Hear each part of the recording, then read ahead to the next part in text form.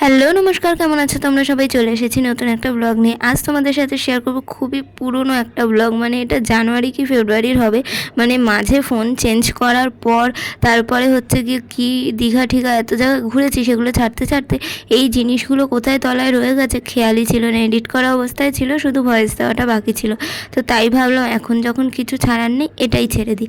তো আমি সেদিন দিদির বান্ধবীকে নিয়ে যাচ্ছিলাম, মানে দিদিভাইয়ের বান্ধবী সাজাতে এসেছিলো আমাদের পাড়ায় একটা জায়গায়। আমার দিদিভাইয়েরও সেদিন অনেক জায়গায় সাজানো ছিল, তো ও অত চাপের মধ্যে একা তো শেষ করতে পারবে না, সেই কারণে ওর বান্ধবী আর আমার মাসির মেয়ে দুজনকেই ডেকে নিয়েছিল। আর আমার শরীরটা খারাপ থাকায় সেই সময় আমি কোথাও যেতে পারছিলাম না ওর সাথে। তো তাও আমি দিদিভাইয়ের বান্ধবীকে নিয়ে যাচ্ছিলাম, কারণ ও আমাকে বলেছিল যে সকালবেলা ভোরবেলা তোকে বাড়িটা চিনিয়ে দেবো, পরে যখন আসবে আমার বান্ধবী ওকে নিয়ে যাবি। তো আমি দিদিভাইয়ের বান্ধবীর সাথে এখানে এলাম। এই জায়গাটা মোটামুটি দূর, খুব বেশি দূর না। আমাদের বাড়ি থেকে হেঁটে গেলে 15 মিনিট লাগতে পারে, একটু বেশিও লাগতে পারে আস্তে হাঁটলে। তো এই যে দেখছো লাইটিং ফাইটিং করা, এদিকেই কোথাও সাজবে। তো আমি তো আর জানি না কে সাজবে না সাজবে, বাড়ি দেখিয়ে দিয়েছে, সেই বাড়ি অবধি নিয়ে যেতে পারবো। তো যেই দিদিটা এসেছিলো দিদিভাইয়ের বান্ধবী, তো তাকে নিয়েই আমি আর কি এখানে যাচ্ছি। তার সাথে আমার চেনা জানা আছে, এর আগেও আমাদের বাড়ি বহুবার এসেছে। আর তাছাড়া এরকম তার সাথে একবার ঘুরতেও গেছিলাম মোমো খেতে, এরকম টুকটাক কিছু আছে, তোমরা হয়তো আমার ভিডিওতে তাকে দেখেছো আগে। তো যাই হোক, এই যে বিয়েবাড়ির সামনে চলে এসেছি, আর এখানে এসে কী কী কাণ্ড হয়েছে সেটা বললে তোমাদেরও রাগ ধরে যাবে। মানে যেখানে যাওয়ার কথা সেখানে গেছি, সেখানে বলছে এখানে না অন্য বাড়িতে। এই যে দিদিটা এসছে সেও আর এক জায়গায় সাজিয়ে তারপর এখানে এসছে, তার আবার আর একটা ইনভিটেশন বাড়িতে যাওয়ার কথা। সে থাকে অনেকটা দূরে, সে এখানে থাকে না, সে অনেকটা দূর থেকে এসেছে। শুধুমাত্র দিদিভাই বলেছে অনেক লোক সাজবে, তুই আসলে একটু সুবিধা হবে, হেয়ার স্টাইল আর শাড়ি পরানোগুলোতে হেল্প করতে পারবি তোরা দুজন, আমি মেকআপগুলো করে নেবো। এখানে বসে বসে দিদিভাই সবাইকে ফোন করছে কখন সাজবে কখন সাজবে। তাদের কথা আমাদের বিয়ের লগ্ন রাত 3টে কততে, তো আমরা এত তাড়াতাড়ি সাজবো না, তোমরা 8টার দিকে সাজানো শুরু করো। এবার 8টার সময় যখন সাজানো শুরু হবে তখন 10জন যদি সাজে, 10জনকে তার একবারে একজন ধরতে পারবে না, এক এক করে করতে হবে, তখন তাড়াহুড়া লেগে যাবে। তো দিদি সেটাই বোঝানোর চেষ্টা করছে যে 3টে থেকে যতই বিয়ের লগ্ন হোক, বিয়ে বাড়িতে বউ চলে যাবে, বর চলে আসবে, তো তাহলে এখন দিয়েই তো সেজে যাওয়াটা দরকার। তাছাড়া তাদের কথা যে এখনও কেউ এসে পৌঁছায়নি, কে সাজবে কি সাজবে না কিছু সিওরিটি আমি পাচ্ছি না, কি করব এই করব এরকম করছিল।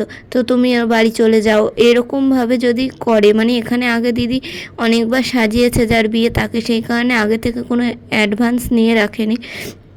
ভেবেছিল চেনা জানা আছে, আগে এতবার সেজেছে, অ্যাডভান্স না নিলেও চলবে। কিন্তু এখন এসে এই পরিস্থিতি, লাস্টে আমি ওই দিদিটাকে অটোয় তুলে দিলাম। তারপর আমরাও ভাবলাম যে ঠিক আছে আমরাও অটোয় উঠে যাই। দিদিভাই বলছিল হাঁপিয়ে গেছি, চল এইটুকু রাস্তা তো গেছে, অটো করেই চলে যাই, নেমে যাব সামনে। তো এই কারণে আমরা 4জনেই অটো করে বাড়ি চলে আসলাম। তখন তারা তো সাজবেই না বলছিল, কি আর করা যাবে। তারপর অনেক পরে 7:30 এরকম 8:45 দিকে ফোন করে বলে যে মেয়ের যে মা সে সাজবে, আর একটা দিদি আছে কেউ একজন আমি চিনি না, সে সাজবে। এবার তখন অত রাতে তো আর কাউকে ডেকে আনা যায় না, যেহেতু দুজন সাজবে আমি সঙ্গে গেলেই হয়ে যাবে, সেই কারণে আমি আর দিদিভাই যাচ্ছি আবারও সেইখানে সাজাতে। ভাবা যায় অন্য কেউ হলো হয়তো আর ফেরতই আসতো না, কিন্তু কি করা যাবে, আমরা ভাবলাম যে সাজতে চেয়েছে, কারো একটা স্পেশাল দিন, তার দিদির বিয়ে, কারোর মেয়ের বিয়ে, সাজবে তো, না সাজাতে গেলেও হয় না। তো আমরাও চলে এসেছি সাজাতে আর একটা বাড়িতে, মানে ওদেরই কোনো আত্মীয় যে সাজবে, তো তাকে সাজাতে এসেছি সেই 8টার দিকে। এবার সাজাতে তো যাই হোক, পার্টি মেকআপ হোক বা অন্য কিছু, তাতে তো একটু সময় লাগেই, তোমরা বোঝোই, মেকআপ করানো, হেয়ার স্টাইল, শাড়ি পরানো, গয়নাগাটি সব কিছু মেকআপ আর্টিস্টদেরই করতে হয়, তো একটু সময় তো লাগে। আর সেই সময় আমার শরীর খুবই খারাপ ছিল, যেখানে আমি ঘর দিয়ে একা একা সেরকম কোথাও বেরোচ্ছিলাম না। তো সেই কারণে ভাবলাম ঠিক আছে, মাসির মেয়েকে ফোন করা হয়েছিল, কিন্তু দিদি বললো যে সারাদিনও আমার সাথে ঘুরেছে, আবার যাবে, তুই বসে থাকবি, টুকটাক কিছু হেল্প করবি, আমি বাকিটা ম্যানেজ করে নেবো। সেইভাবেই যাওয়া আর কি, বাড়ি খুঁজতে খুঁজতে। আমি তো চিনি না, আর এই যে একদম উপরতলায়, তখন কিন্তু একদম গরমকাল ছিল না, আবার শীতকালও ছিল না, বুঝতেই পারছো, মানে গরম ভাব ছিল কিন্তু সেরকম গরম ছিল না। তো চলে এসেছি আমরা এখানে সাজাতে।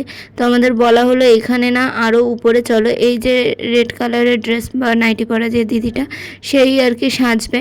তো তার জন্যই আমরা প্রথমে এই ঘরে এসে বসতে গেলাম। তো বললো এখানে না একদম টপ ফ্লোরে চলো, আবার সিঁড়ি ভাঙতে ভাঙতে যেতে হবে।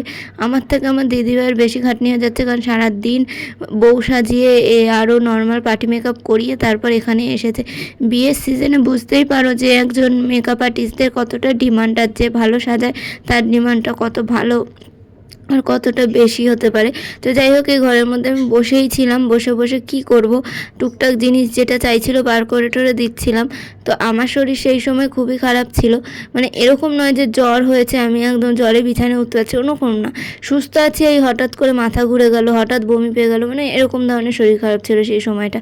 তো এখানে বসে বসে একটা জিনিস লক্ষ্য করলাম, আমি একবার এয়ার ড্রাই ক্লে দিয়ে একটা আয়না বানিয়েছিলাম, হ্যান্ড মিরর, যেটা দিদিভাইয়ের খুব পছন্দ হয়েছিল। এর আগে ওকে মোল্ডেড ক্লে দিয়ে একটা বানিয়ে দিয়েছি, কিন্তু ওর এটা খুব পছন্দ হয়েছিল। আর ও কবে যে আমার ঘর থেকে নিয়ে ব্যাগে করে সাজাতে নিয়ে যাচ্ছে আমি জানি না, বলেছিল আমাকে এরকম একটা দিস বা এটা দিস, আমি বলেছিলাম ঠিক আছে নিয়ে নে।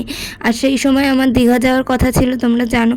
এখন এই আয়নাটা দেখে মনে পড়লো, তো সেই কারণে আমি আর ইয়া ভেবেছিলাম একটা আয়না নিয়ে যাওয়া এটা বানাবো, কিন্তু এটা বানাতে বানাতে যথেষ্ট বড় হয়ে গেছিলো। আর দিদিভাই বললো ওটা নেবে, তো আর ওকে কিছু বলিনি। আর এই যে দেখো যাকে সাজিয়েছে তার তো সাজ খুব পছন্দ হয়েছে, মানে তাকে দেখতেও যেমন সুন্দর, সাজার পর আরও সুন্দর লাগছে। তারপর ফুল টুল দিয়েছে মাথায়, খুবই সুন্দর লাগছিল তাকে দেখতে। তো তার বাড়ি থেকে বেরিয়ে এবার আমরা চলে যাচ্ছি মেয়ের বাড়িতে সাজাতে, মানে মেয়েকে নয় কিন্তু মেয়ের মাকে। আজকালকার দিনে মানে বিয়েতে মেয়ের মা, মেয়ের জেঠি কাকি সবাই সাজবে না কেন, বাড়িতে একমাত্র মেয়ে বা বাড়িতে একটা বড় অনুষ্ঠান সাজা তো উচিত। কিন্তু অনেকেই ভাবে যে মেয়ের মা, তার আবার সাজের কি প্রয়োজন, মেয়ের মা মেয়েকে বিদায় দেবে এবার মাথায় ফুল লাগিয়েছে, সাজ লাগিয়েছে, এরকম অনেকেই বলে, কিন্তু যার যার সেটা ব্যক্তিগত ব্যাপার। তো এখানে আমরা চলে এসেছি মেয়ের মাকে সাজাতে।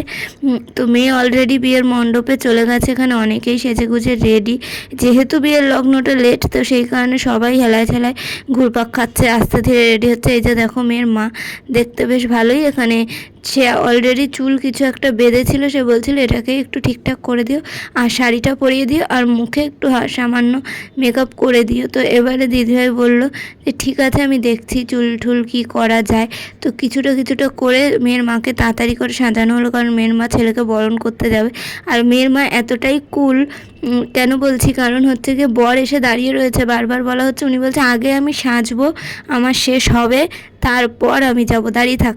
আমি তাই ভাবছি বা এরকম মানে ভাবা যায় না, আমাদের বাড়ির লোক হলে শাড়ি পরা হয়নি, যা পরে আছে তাই পরে পেঁচিয়ে দৌড় দিত, আগে বর বরণ না করলে বর যদি নিন্দা করে ঝামেলা বেঁধে যায়, এটাই ভাবতো। যাই হোক, এখানে খুব সুন্দর করে সাজিয়ে বিয়ের বাড়িতে আয়োজন করা হয়েছিল। আর তখন প্রায় রাত অনেকটা বেজে গেছিলো। আর এখানে সাজাতে গিয়ে কী হয়েছিল জানো, প্রথম যে দিদিটার বাড়ি সাজাচ্ছিলাম ওখানে আমি তার চুল ক্রিম্পিং করাতে গিয়ে, কার্লিং করাতে গিয়ে মাথা ঘুরে পড়েই যাচ্ছিলাম, তারপর মাটিতে বসে পড়েছিলাম। তারপর উঠে বাথরুমে গিয়ে একটু হাত মুখ ধুলাম, তারপর লোকের বাড়িতে গিয়ে আবার পটিও করলাম, মানে ভাবা যায়। এই কারণে আমাকে এখন আর নিয়ে যায় না কোথাও, মানে আমার শরীর এতটাই খারাপ ছিল তখন। তারপর ওখান দিয়ে কোনো রকমে মেয়ের মাকেও সাজালাম, সব কিছু কমপ্লিট করে তারপর এখন যাচ্ছি আমরা রাত্রের বেলা বাড়িতে।